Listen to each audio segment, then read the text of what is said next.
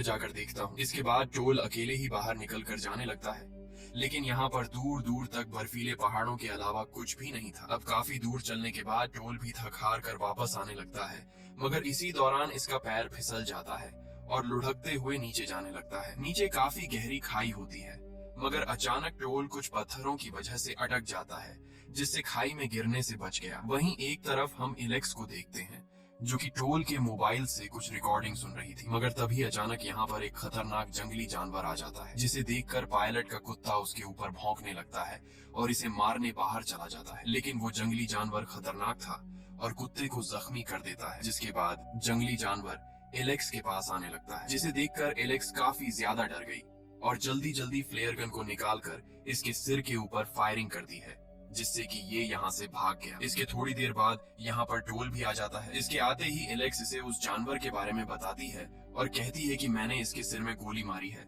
और वो ज्यादा दूर नहीं गया होगा, यानी वो आसपास ही मरा पड़ा होगा, इसीलिए हमें उसको देखना चाहिए। इसीलिए टोल बाहर देखने को जाता है तो इसे थोड़ी दूरी पर वो जानवर मिल जाता है, जो कि काफी पहले ही मर चुका था। टोल इसे अंदर लाता है और इसके मीट को पकाते हैं। इन्हें काफी दिनों के बाद कुछ अच्छा खाने को मिला था। इन्होंने इतना अच्छा खाना काफी दिन से नहीं खाया था, इसीलिए अपने बचे खाने को अपने बैग में रख लेते हैं ताकि इसे बाद में खा सकें। तभी एलेक्स कहती है, हमें इस चट्टान से नीचे जाना चाहिए। हो सकता है कि वहाँ पर तुम्हारे फोन में नेटवर्क आ जाए, क्योंकि हमारे पास यहाँ से निकलने का सिर्फ यही एक रास्ता है। लेकिन टोल कहता है, नहीं, ऐसा नहीं हो सकता।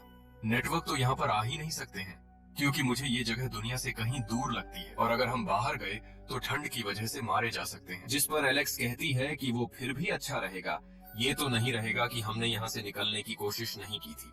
और हाँ, हम यहाँ पर भी कितने दिन जिंदा रह सकते हैं, ज्यादा से ज्यादा 15 से 20 दिन, क्योंकि हमारे पास खाना ज्यादा दिन का नहीं बचा, इसीलिए हमें यहाँ से जाना चाहिए।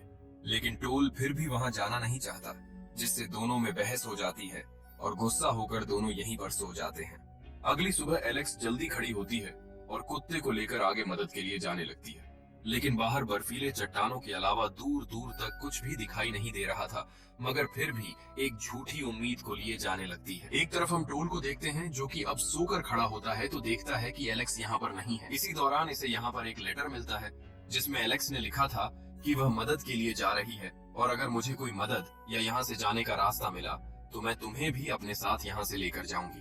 लेकिन टोल को पता है कि यहाँ से निकलने का रास्ता नहीं है, क्योंकि मैं पहले भी काफी दूर दूर तक जा चुका हूँ। टोल बाहर निकलता है और इसके कदमों के निशानों को देखता है, जिससे इसे पता लगता है कि वो कौन सी दिशा में गई है। टोल निशानों को देखते हुए जाने लगता है और काफी दूर जाने के बाद इसे एलेक्स दिखाई पड़ती है, जिससे टोल अपनी चलने की रफ्तार को बढ़ाता है और कुछ टाइम के बाद आखिर एलेक्स